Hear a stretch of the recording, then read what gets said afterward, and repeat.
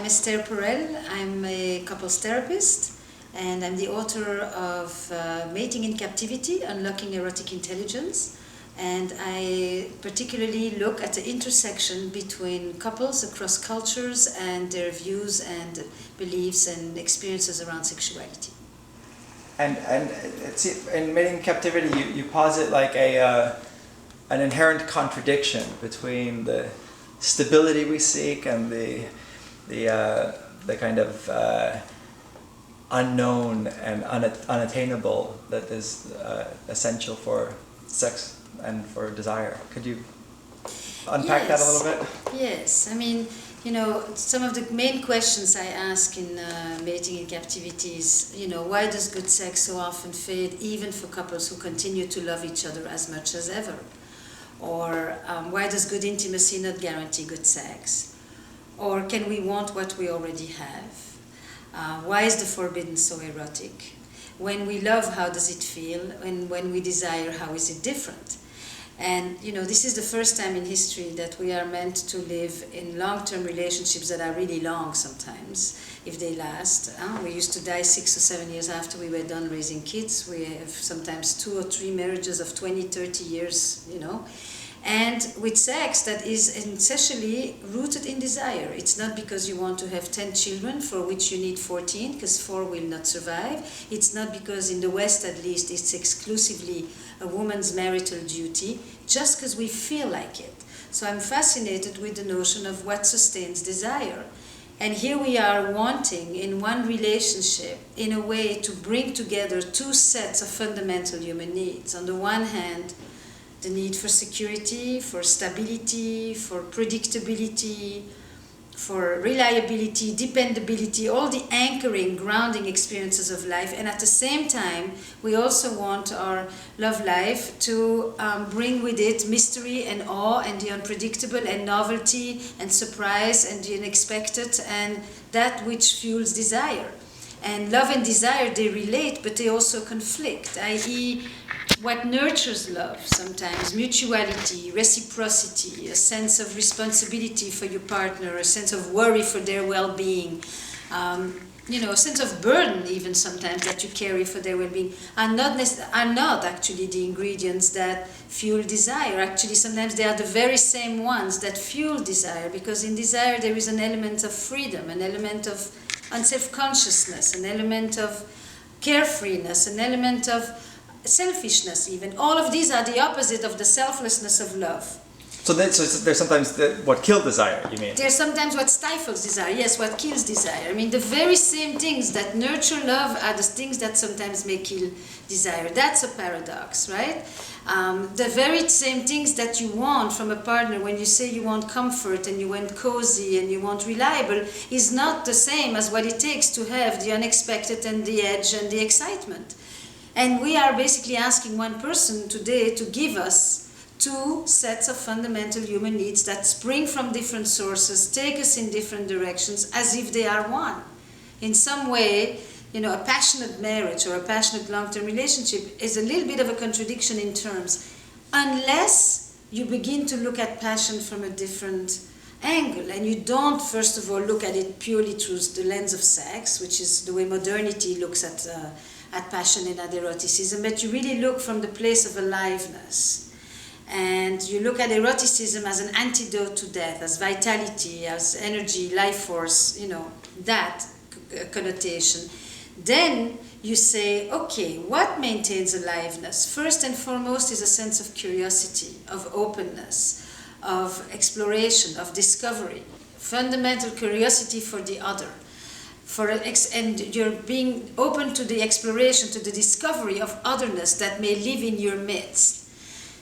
Then you actually are inviting the mystery to come close to you. What I mean is this, you know, if desire needs an element of unknown, of unexplored, of mysterious, what happens in long-term relationship is that people will often create an illusion of familiarity.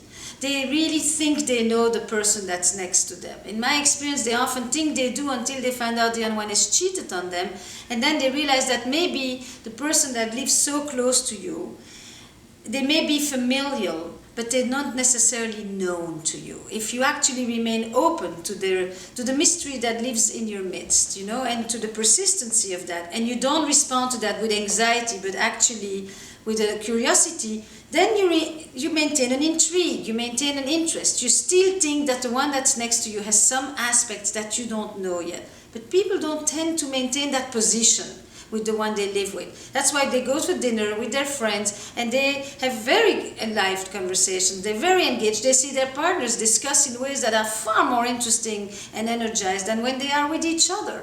With each other, they like to sag into that couch in which you can really, you know, it's the position of sitting like this. It's really cozy, it's relaxed. You don't have to worry about anything. It's so like, you know, but not much happens in that place. Curiosity requires you to lean forward, you know, to be kind of engaged with the world, to want to see what's going to hit you, where is the... And that is the position that maintains desire inside one's own home. So I'm curious in the tension between the erotic and the domestic, or between passion and aliveness and freedom on one side and security and stability on the other, and how we navigate these two things. We are asking one person today to give us what once an entire village used to provide. Can you describe like some of the most common problems that couples come in to see you? Instead of, not, you've talked great in general terms, but can you describe a little bit of specifics of some of the more common things that people come to you? I mean, the majority of couples that come to me in relationship to my book are people who often come in because they have no sex. Sometimes they say, we love each other very much, we have no sex. Sometimes they say, I know she loves me dearly, or he loves me dearly, it's been years since I felt wanted, and they know the difference.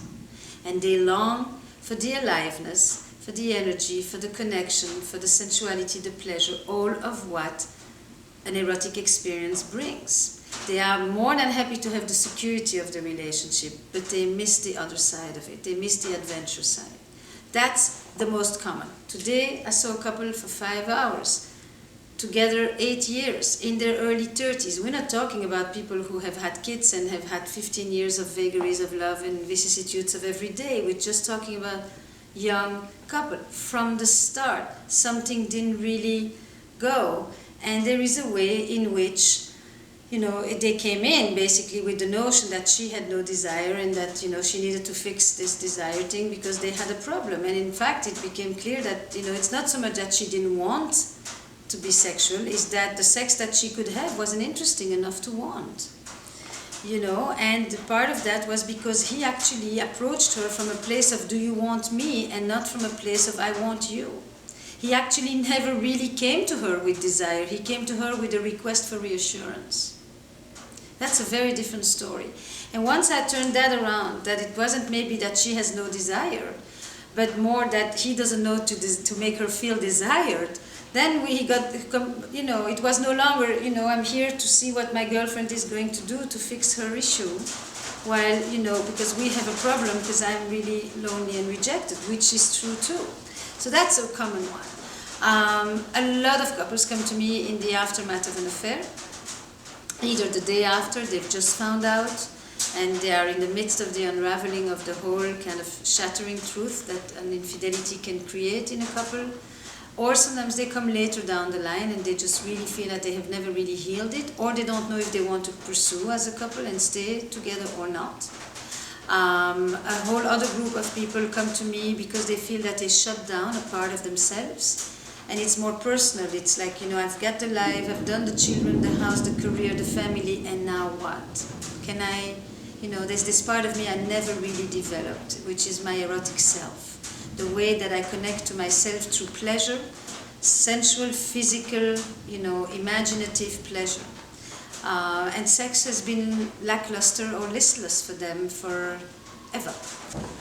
Okay, so I was asking you as a therapist, since you are in a position to give practical advice more than most people that we've talked to, how do you think this should actually unfold amongst today's couples? Look, I think you present a frame, okay? And you first of all introduce the concept that monogamy is a continuum. that starts with your thoughts, with your memories, with your fantasies, with your responses, and then with more concrete steps of behaviors, but that long before you ever got to be with somebody in bed, you are negotiating monogamy all along. Traditional couples negotiate monogamy all the time, but what they do is they do proclaimed monogamy and clandestine adultery. So they negotiate monogamy, but with themselves. They decide at what point they think they've crossed the line. This is okay, this is not. They do this, but they just do it alone, and of course they do it in a way that suits them. It's not done in a relationship of generosity and care and respect and mutuality. Then you have a second thing, is that you explain to people, you can organize your couple along a lot of different principles, but one of them that fits our conversation is this a relationship that is focused around exclusiveness or around uniqueness? Relationships that are non-monogamous, sexually non-monogamous, maybe emotionally very monogamous, okay? They are relationships in which the focus is uniqueness, meaning what we have is special, you and I can have something very special with somebody else that is just very different. And these two don't threaten each other, because what I value is the specialness of what I have with you. That's very different than a model that is based on exclusiveness, in which I have with you is determined by the fact that you can't go and have this elsewhere. And that's a fundamental difference of model. Exclusiveness works with restriction, works with boundaries. Uniqueness works with elevating specialness and maintaining that as something that will delineate this relationship and separate it from the others. It won't be the borders that are going to separate me and you from others. It will be the content of what exists between us. It demands a much greater level of maturity and of differentiation between people. This is not for the faint of heart. Many people can't tolerate that. It's too painful. There is jealousy, there is possessiveness, there is insecurity, there is a sense of betrayal, there is all the early childhood attachment histories of how much they need to feel that you give up your freedom is what will make me feel more secure. And there is the fantasy of a certain kind of oneness, that what you have with me is only with me because I am so special to you, and that is the one thing you won't share with anyone else. Non-monogamous people say, because I care about you so much, I want you to have other experiences like that with other people. Never would I want to deprive you of that.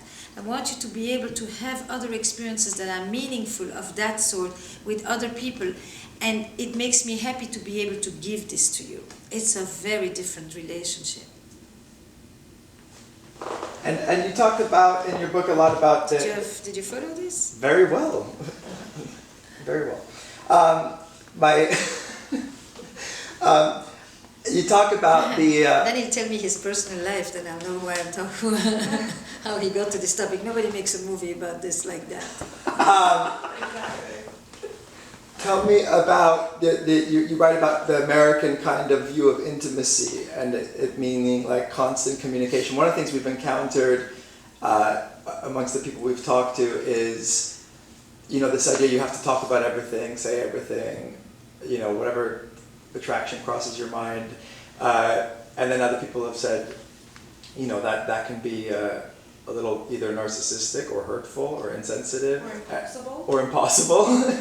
And you talk in your book about a distinction between a European sensibility and an American sensibility of what intimacy means, what honesty means, what the sensitivity to the situation means, or what the situation requires. Can you talk about that a little bit? I think that the backdrop for looking at this, if you want to take a cross-cultural perspective, is to see that the United States is a society that prides itself on its explicitness, its directness, and its pragmatism. Get to the point, don't beat around the bush, say it as it is, etc. It does not tolerate well ambiguity and the imponderables. And if you bring that to the intimate life, it believes, therefore, that intimacy is enhanced by the sharing of all. Wholesale sharing creates greater intimacy. Therefore, if I go and tell something to somebody else, that I could or should have been sharing with you, I now am able to be described as somebody who has an emotional infidelity. That's a whole new concept. I don't know if you've heard about that one yet. Yes. Okay, the emotional infidelity is because, the obvious is that because you are my partner, I should want to tell you all these things because you are the number one. If I go and tell this to somebody else, I deprive us, I deplete our intimacy because I go and invest it elsewhere. It's a very interesting economy. The rest of the world, it's not just Europe, I would say, tends to be more in the gray zone. I'm not talking about totalitarian cultures now. I'm talking about the rest in the middle. That is willing to accept. If I don't know and you don't tell, and my honor is preserved, and there is discretion, a kind of attitude in between that is more nebulous. And it is true for intimacy as well as for honesty. So there are two different questions. Intimacy used to be we plow the land together. We work together, we share life together. It wasn't about, I'm going to bring to you my most precious possessions. I'm going to share with you my inner life. And you are going to be the person who is invited into my interiority and who gets to validate it, gets to empathize with me, gets to make me feel that I matter, gets to help me transcend my existential aloneness. All of that. That's a very modern Western definition of intimacy in which it becomes into-me-see. Okay? Places where people live collectively and they have people around them all the time often are not looking for more intimacy. The United States very much believes in transparency and therefore often on the other side at this point has a lot of secrecy. It no longer has a concept of privacy. That's really what's become lost. The notion that you could keep certain things to yourself for your entire life because it's an intimacy with yourself that you don't want to share with anyone for that matter, or maybe not with your partner but with somebody else who has a better understanding about this issue. It's probably much better for relationships. Relationships do much better when people have a lot of people to talk to. They don't do well when they want their partner to be the person to whom they can talk about everything because half the time this partner is not the right person for all that stuff. And then they come to therapy to help this partner become a better communicator. Find yourself a girlfriend, not a hairy woman. Very good. That's actually a term of Tony Robbins. I owe him that concept. And on the honesty front, if you believe in transparency, then honesty is also a matter of laying all the facts out, and you believe in the moral cure of honesty, and you believe that lying is always destructive, that the concept of concealing or lying and it being protective is about having your cake and eating it too. It's not actually about thinking about the other, which in other cultures, honesty isn't about what you're going to tell them, it's about what it's like for the other person to live with what you've just told them. And the reason you select is because you actually look at the consequences of knowing rather than just the act of divulging the knowledge or the information. And that's a very different thing. In a collective society where people are organized more relationally, the honesty is about what it will do to the person who has to live with it. Can they walk on the street proud, standing up without thinking that the whole world is making a fool of them? That becomes a much more important thing than, I needed to unburden myself and I had to be honest and therefore I had to tell you, In my office, when people sit there and tell me, or alone, I've never been attracted to him, or I've never been interested in her in that way, or I pray that they not say this ever out loud, because that stuff will never be forgotten. It sticks to your skin for the rest of your life. Even in the heat of passion, you will wonder, is she really there, or is he really there with me, or is he or she thinking about somebody else? Certain things should not be said. It's just too hurtful. But when you believe in moral cure of honesty, you really think that what is hurtful is the not telling. Because they're so relaxed about it. There's so little transgression. Yes, it's involved. like Buñuel, who said that sex without sin is like an egg without salt. Right. Yeah, you quote that in the book in one of the headings. But that's such a Christian attitude to sex. You see, where you take the forbidden and you turn it on its head, and it becomes the source of pleasure, because the subversive was a way. I mean, there is a reason that the forbidden and the erotic are so interconnected. But you can take a couple that should be at work in the morning, after everybody has left the house, for example, and instead decided to steal an hour. That's also breaking a rule. And that in itself can become very exciting. You don't need a massive system of repression. In most of the societies where people were repressed, they didn't necessarily have a model for good sex inside relationships. Those are not the societies that have actually cultivated sexual desire as, as the central model. It's a sexual duty, not a sexual pleasure model. The sexual pleasure model does not exist in repressed societies. It's like the pieces don't fit. It's the people who come out of a repressive society and who then want to play with those rules that are able to tell you what these Italians are telling you. But their grandparents didn't have good fun. Right. Not even their parents necessarily. Right. You see, it's the person who can already remove himself on the route to something that negotiates the rules, that can say how important it is to have some rules because you can play with them. But in real repressive systems, people don't play with the rules. The consequences are dire. Now, another thing you discussed in your differentiation between American and other cultures is this kind of very pragmatic approach to problem solving, and how you'll read in every issue of Cosmo or every ad you see, it's like as soon as you have a problem, you'll take a Viagra, you'll try these positions, you're gonna there's like this kind of step-by-step approach to dissect. Yeah, the Protestant work ethic opposed to the comes up against hedonism. I think you talk about it in those terms. Can you discuss that a little bit? Because I think that in this pragmatic society, and there is a real belief in effort optimism, you have a problem, slice it in its part, roll up your sleeves and get to work, and everything is possible. And actually I really think that part of why Mating in Captivity became the kind of global phenomenon it is because the book doesn't have an answer. Meaning how you reconcile the domestic and the erotic, or your need for security with your need for passion with the same person, isn't a problem that you solve, it's a paradox that you manage. And to have positioned it like that, I think made the book definitely accessible from Asia to Europe to South America. I mean, it's 25 languages, and I think I would not have been able to write a book with an answer because I don't really have an answer. I just understand that you navigate both things. You need to be able to rely on your partner. You need to trust them. You need to feel that they are there for you. And at the same time, you also, a little bit of uncertainty is commensurate with passion. Because uncertainty means that it's not a given, that you don't know, which is part of seduction, which is part of anticipation, which is what keeps you on your edge.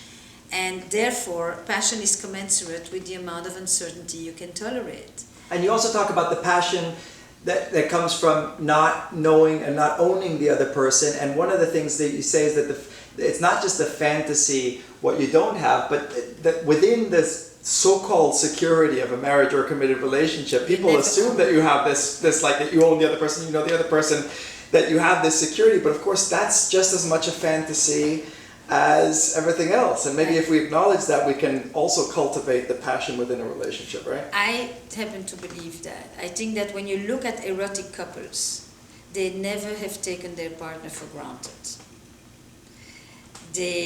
That is a key. They may be very comfortable with that person, but they never assume that that person is theirs or belongs to them. Your partner never belongs to you. Actually, I think they're just on loan with an option to renew. That's the best we can get. The rest is really a grand illusion of love. But we have a hard time accepting that. The notion that your partner could leave you at any time, that they could fall in love with somebody else, that they could die, that they could just, change their mind, that is sometimes unbearable to us. So we would rather pretend that they're like a pair of shoes that will stay in the closet forever than deal with the effort that it takes to remain engaged and interesting and curious about them, and to desire them and to make them want to desire us. So we'd rather think it's an entitlement that comes with marriage. You should desire me because we married and I'm your partner, and that's somewhere written in the marital contract. But the marital contract is much thinner than any rental of a motorcycle you could do. And people study it less than a cell phone contract. That's right. Diane That's right. Adams says. So do you advise people in practical steps towards keeping that mystery and separateness in between a couple? Yes. And what are the dangers that people fall into in order to kind of make that illusion of stability too strong in the way that it kills passion? I think that my work often is about balancing the way people can seek protection and risk otherness. That line. So you seek protection means you need to feel secure, you need to feel trusting, relying, and all of that. But risking otherness is where you literally are willing to leave the comforts of your side of the bridge and cross and go to the other side and see what happens there. For example, I love to work with email and text at this point. I mean, I think people are writing in ways that they haven't written since Gutenberg. They read and write.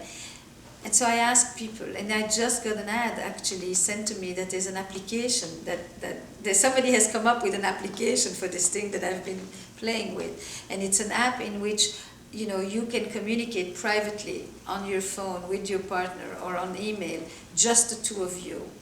But there is something about I like to create a separate address, and one in which you can't talk about anything having to do with the practicalities of life, not the kids and not the shopping. And so it's a kind of a lover's box, correspondences, erotic correspondences. We've read these literatures forever. They're some of the greatest novels.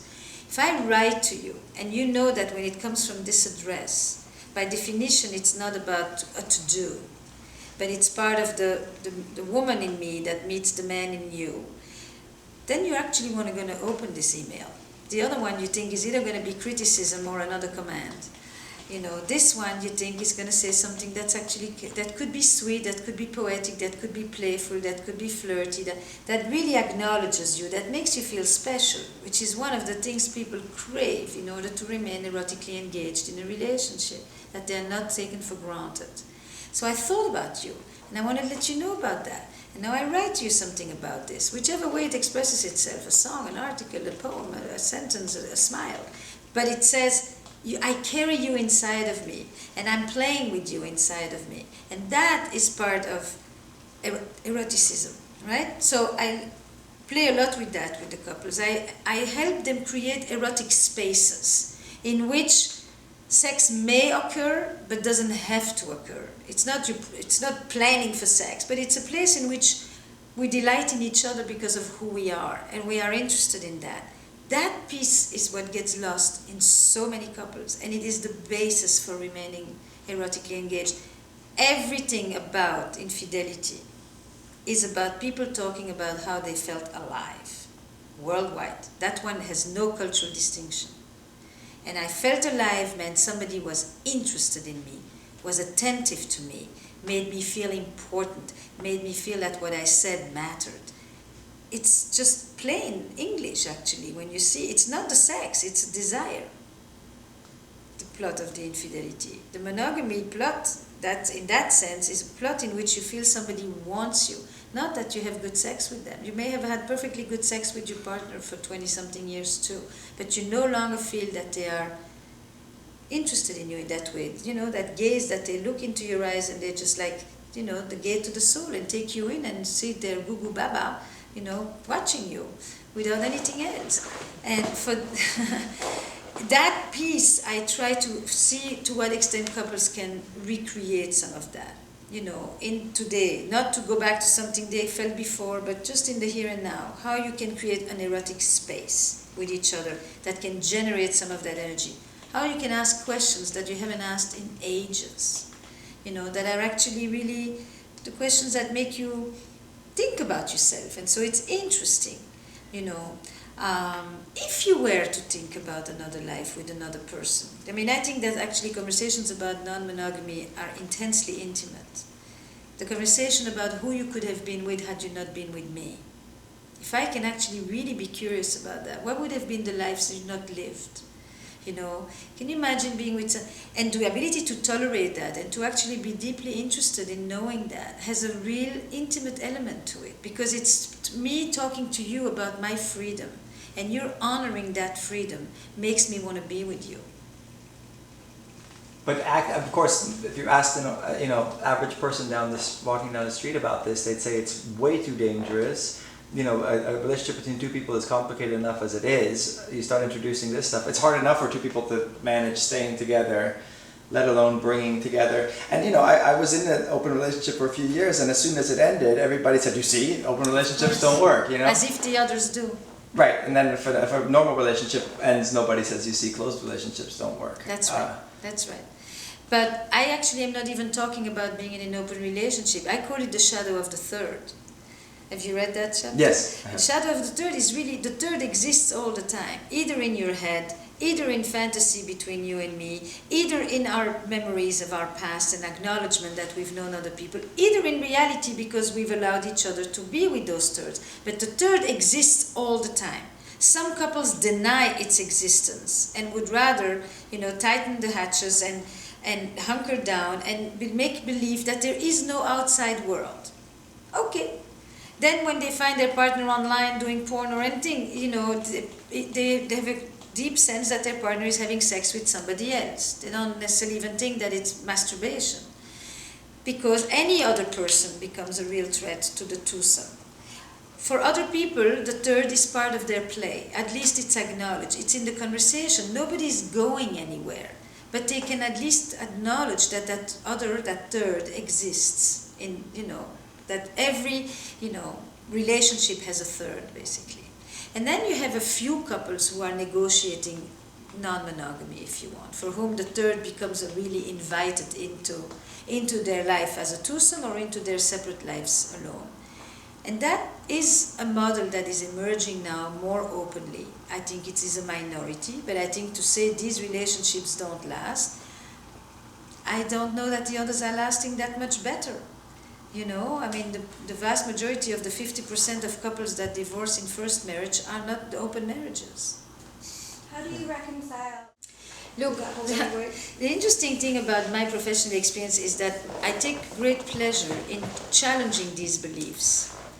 I'm sure there is a lot of truth to it, but I think that what happens with beliefs or myths or stereotypes in my field is that they become truths. It's not because women more than men that women always and men never. This notion that men are creatures of biology and women are creatures of meaning.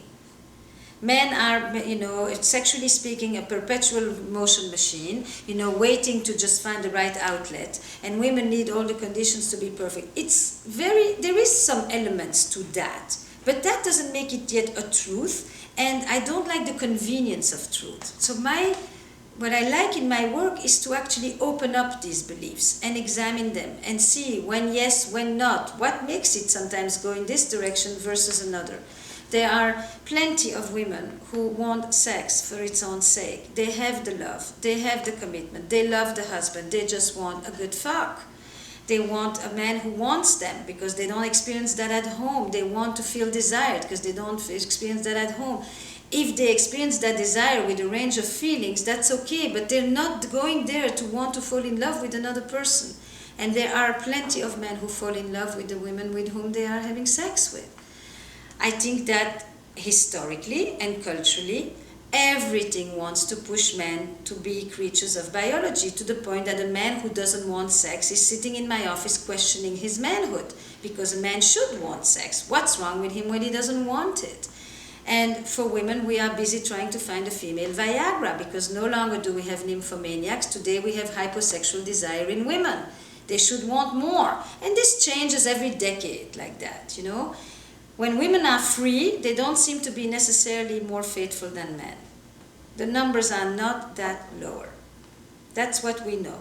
Once she has a car and she can leave the house and she can go to a place on her own, she seems to also want to have experiences that are not the ones she has at home, even though she may be perfectly content with what she has at home. Most adulterers are reasonably happy in their marriages. We know that, But they want something else that maybe isn't something marriage offers you, or not after 20-something years, which is called novelty. We like to say men want novelty. Okay, maybe men are more visual. There's a lot of things about men and sexuality that because they are more doesn't mean that the other stuff isn't at all. We like to say that male sexuality is less relational. That's basically the premise of your question. And in fact, men and women are driven sexually by their internal state. If a man is depressed, it affects his sexuality. If a man is anxious, it affects his sexuality. The difference between men and women is that men more likely than women, when they're anxious, may turn towards sex to relieve them of their anxiety than women. But that still means both genders are deeply affected sexually by their internal state. But men more often than women will turn to sex to help them with that state versus women. We want to say that men is not relational, but men are constantly dealing with fear of inadequacy, fear of performance, fear of rejection. If those are not relational, then what male sexuality are we talking about? The performance is about, can I keep the interest of this woman, or is there another man out there that's better than me? The rejection is, she's not going to want me. So I consider those very relational qualities of male sexuality. Just talk at it from that angle and you will see that men are no less relational in their sexuality than women. Men want the woman to have pleasure. Lots of them. Not every man is a predator out there. Some men are, especially the Western guy, is totally organized, but I want her to want it, isn't it? I want her to want it, I want her to like it, and my greatest pleasure is to see her enjoy it. Far more generous in sex than women. You don't hear nearly as many women say, my greatest pleasure is to see him enjoy. That's not a woman's thing. You know, so is men really always that selfish and less relational? Or do we look at these attributes and we say, you know, a fear of rejection on the part of man, who is supposed to also be the initiator, that to me is a rather relational dimension of male sexuality. It's a different take than men and women. You know, women want intimacy and sex, and when she sleeps, she falls in love. Yeah, I know that spiel, but I think that that only captures a very small segment. Male sexuality is intensely relational. It's so relational that he needs to put her down because he can't tolerate her power. I mean, if he needs to own her, it's because he's so relational. You know, what better way to protect about rejection and her leaving him than owning her? That makes men a lot more vulnerable, and that puts male aggression in a lens as a response to their vulnerability rather than they are intrinsically aggressive. Because women are no less intrinsically aggressive when they want to put their teeth out. And I don't like the political correctness of this stuff. I know that I think all of that has validity, but what I like is to put the light onto the more obscure parts of the story. Very good. Great job.